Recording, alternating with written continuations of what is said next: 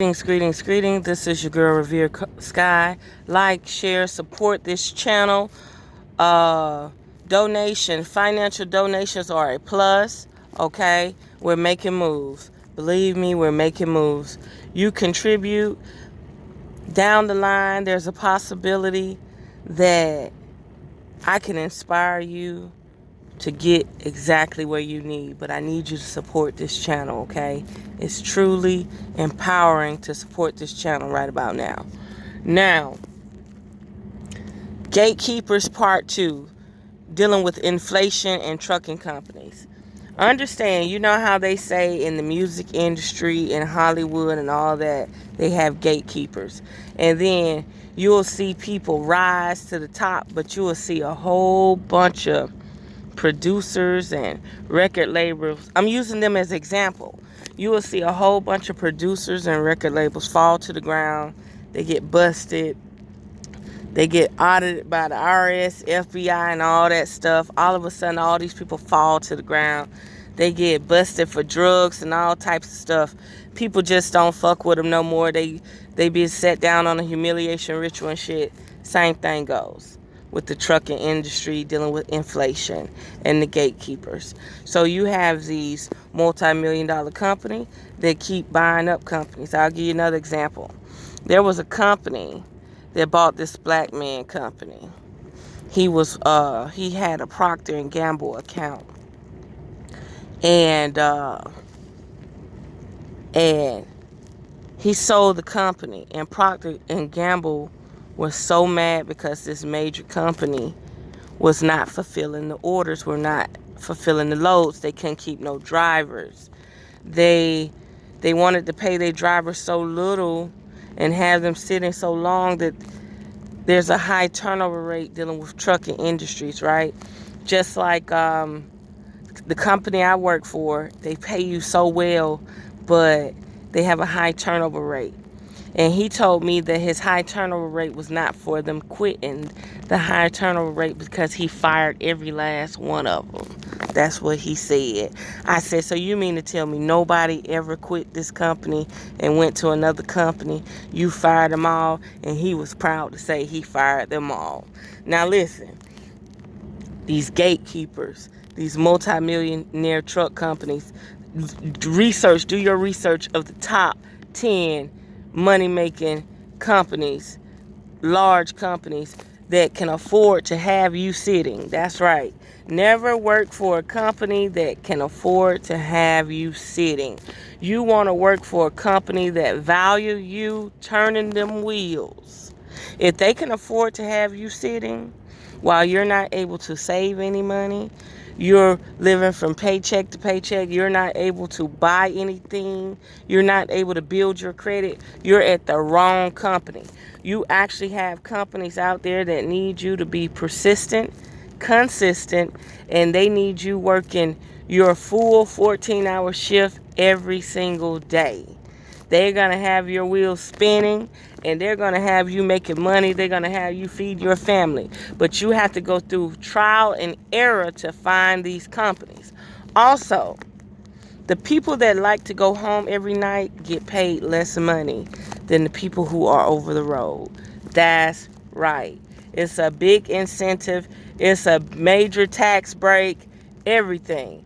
People that want to work for the city and make $32,000 a year, $38,000 a year, meaning you're doing the same professional job, you got the same credentials, you got the same Class A CDLs as somebody else. Listen,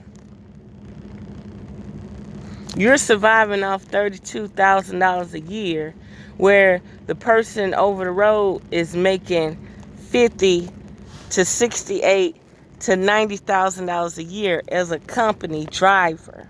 Okay? Big difference. You take a major price cut when you work local and you go home every night. That's right.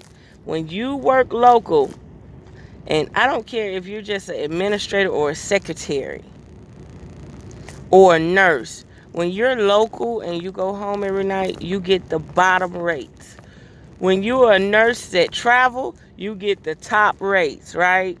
When you are a CEO or a general manager that has to travel from store to store in your region, you get top rates compared to a general manager that only works your city.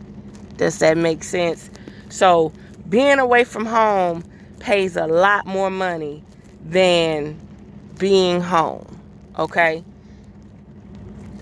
Because you go home every night, your pay will be chopped in half. Like there's this Ross account. Ross account where you deliver home goods and clothing to stores only pays $48,000 a year. But if you get on a Target or an Amazon account and you don't come home every night, you can get paid up to $70,000 a year or $85,000 a year. Make that make sense, right? So they're chopping heads to the people who conveniently want to be at home. Yeah, it costs to be at home. Now, this inflation and this gatekeeping is real. When you are a truck driver and you have to sit in a state, this state, your company can't get no freight leaving up out of there, and if they do get freight leaving up out of there, it only pay for the fuel. Know that this gatekeeping situation is no different than Hollywood. I see a person drowning, so I'm going to put a water hose in their mouth and finish them off. It is no different. So when it comes down to inflation, when it comes down to people, truck drivers, working for specific states. Let me tell you something. When we go through an economic crisis where you're not getting tissue, when you're not getting your household needs goods, you're not getting certain imports. The reason why the imports are going to shorten your areas first is because you're treating the state and the companies are treating the drivers as if they're not worth anything. Somebody in higher power, higher echelon, elite taught these people how to swindle truck drivers. That's right. Taught these people how don't be threatened by owner-operators, solo owner-operators. Don't be threatened by them. We'll make it so they can deliver goods and make money. So they'll come into the state. They probably make about $6,000. Depending on the distance. If the distance longer, it could double. But they'll come into your state with like a $6,000 load. But when they leave out the state, you're only paying for half of their fuel. They got to come out of pocket. So these states, when it come down to an economic crisis and you wondering what's going on, your state and the people who are issuing out the loads, the brokers and stuff, have learned that they can keep all the funding because people are so desperate. They put these truck drivers and these trucking companies in a desperate pickle. It's so desperate that some of these trucking companies say, bump it. We're not going to support their freight at all because they may pay me $400 to leave out the state, but I'll be held up with their freight for 2 days. So they will deadhead out the state and go somewhere else and pick up a load. But now these bordering states, right?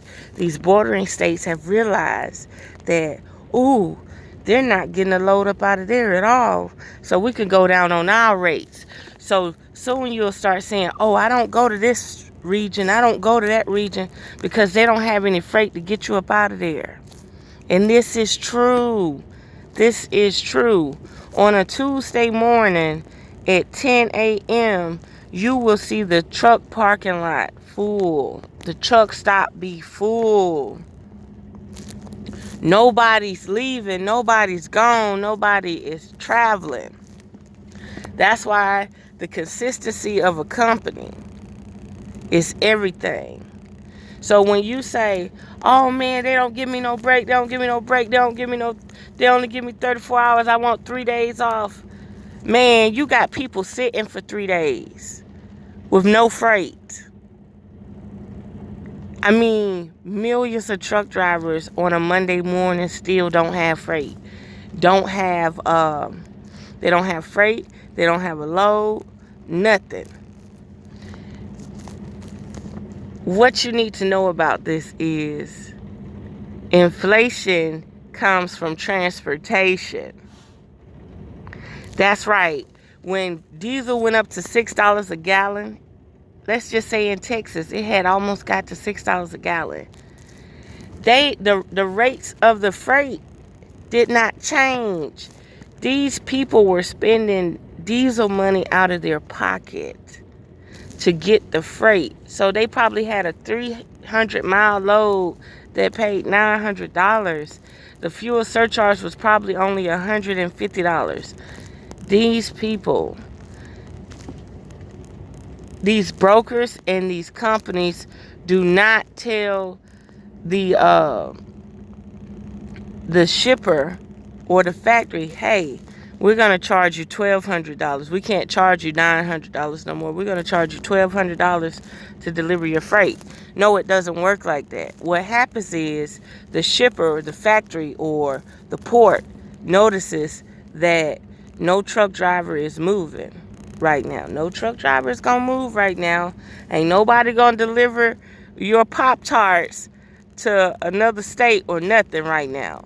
Ain't nobody going to deliver your sodas right now. They have to have a full roundtable meeting with these gatekeepers and say, what is it going to take to get these drivers to move this freight? And they have to come up with new pricing. Okay? It is real out here. Your inflation comes with transportation. Your inflation comes with transportation. So, another thing, cities and states that are nasty to truck drivers. You see the truck driver need to get over, but you don't let them over. You're honking and horn. The truck driver has to bag down a narrow street, down a narrow alley to push up to a dock. And you're blowing your horn and cussing them out and shooting a bird at them all the time. Let me tell you something. You states that give these truck drivers hell like this, ain't nobody, when it becomes an economic crisis, ain't nobody shipping to you no more. They barely shipping to you now. Do you know how many people I know will not travel the Northeast because of the blatant abuse that they do to truck drivers? Do you know how many people will not travel to California because of the blatant abuse the motor carrier system does to truck drivers? If you're being harassed, I know people that won't go into Indiana because if you're being harassed at the levels you're being harassed, it causes inflation. Do you know before they came up with you have to have a computer in your truck, do you know what these DOT officers were doing to truck drivers? Oh, if I pull over the truck driver, I'm safe to go home. If I pull over that speeding car, I might not make it home to my family. In Atlanta, Georgia, a DOT officer said that. He said, why you didn't pull over that speeding car? Why you pulled over me? He said, because I want to go home to my family tonight. So when he went to court, he said that police officer told me he did not get the speeding car. He chose the truck driver because the truck driver will pay his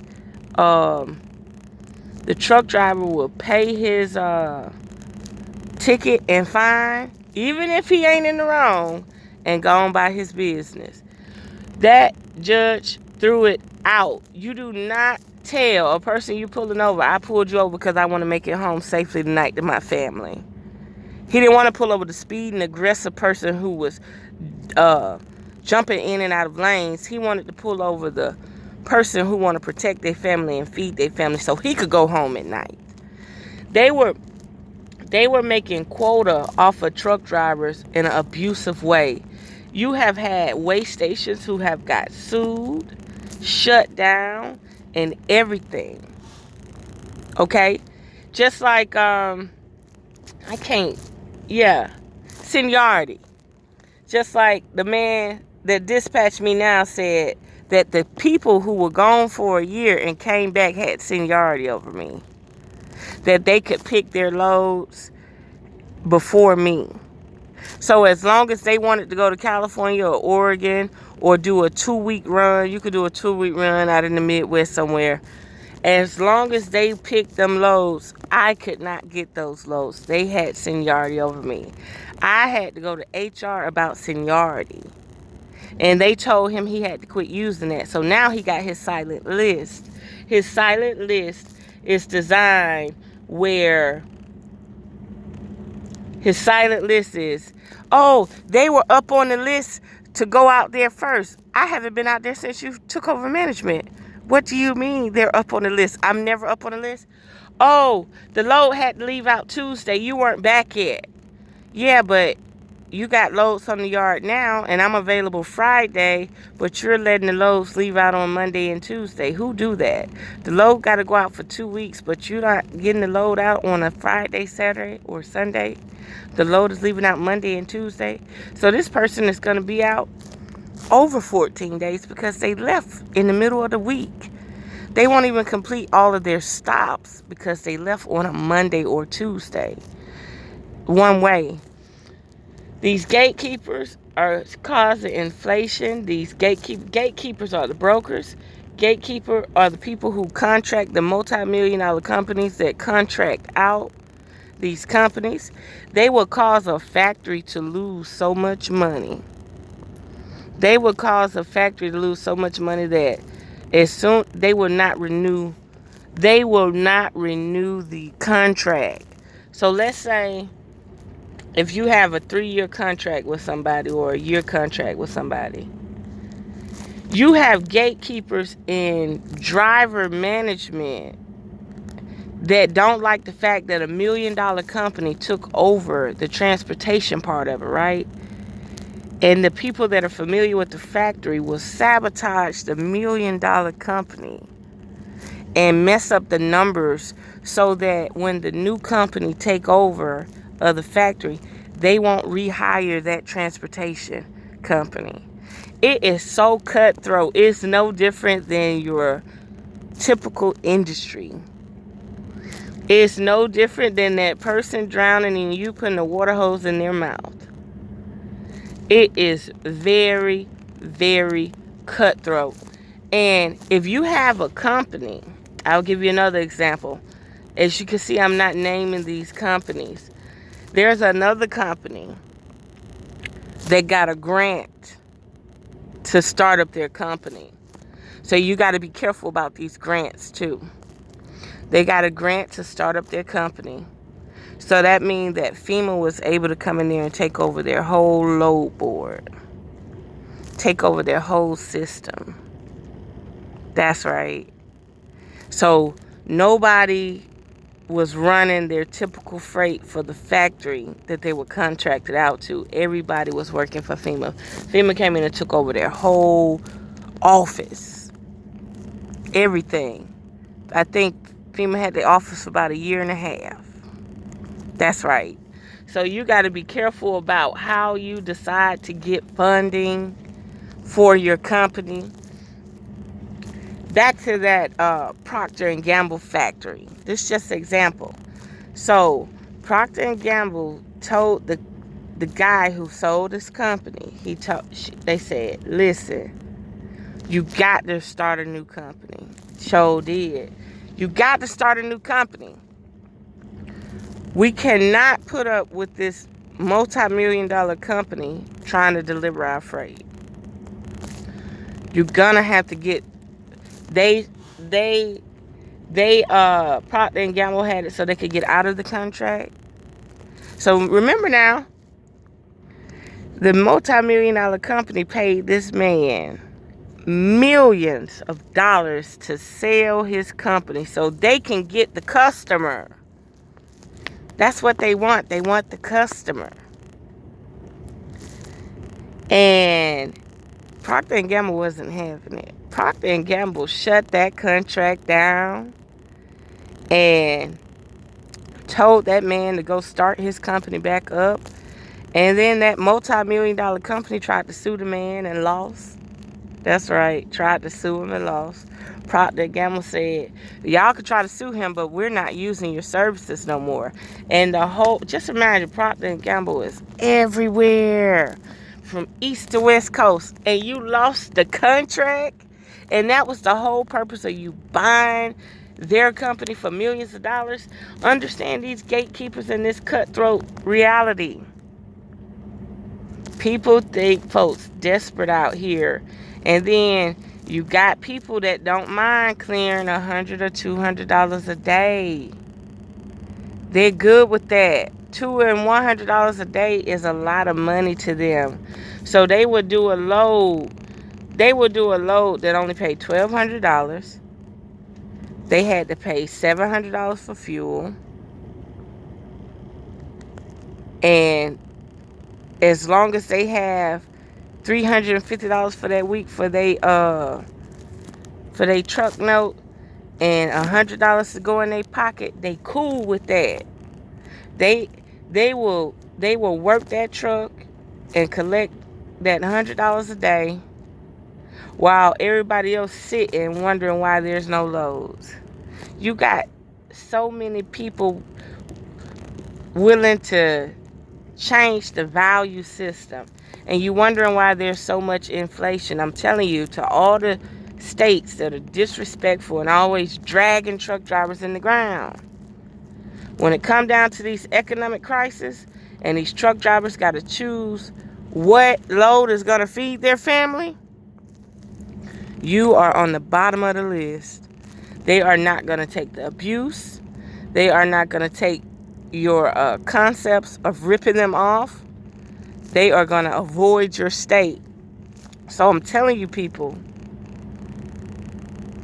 learn your state and the port rules, the transportation rules, and what are they paying these drivers? Because believe me, if the driver cannot profit off of delivering to your state or leaving your state, they won't go back. They will not go back. So just remember, inflation is just not the government coming across the news screen saying what's about to happen. No, inflation comes with gatekeepers. What resources are they allowing? What resources are they? You know, that's just like Africa. Like, Africa really doesn't need food and aid. They were living just fine before they got colonized. So you got billions and trillions of dollars of resources keeping people healthy and fat and wealthy, right? But then the only thing that you give to the people that you're getting the resources from is food and aid. And then the food and aid is not godly, it's not holistic, it's not feeding the temple. Same thing goes right here in the United States of America. So there we have it. Unearth the magic. The truth will definitely set you free. Support this channel. Yes, support this channel financially. Help build a strength where strength is needed. Unearth the magic.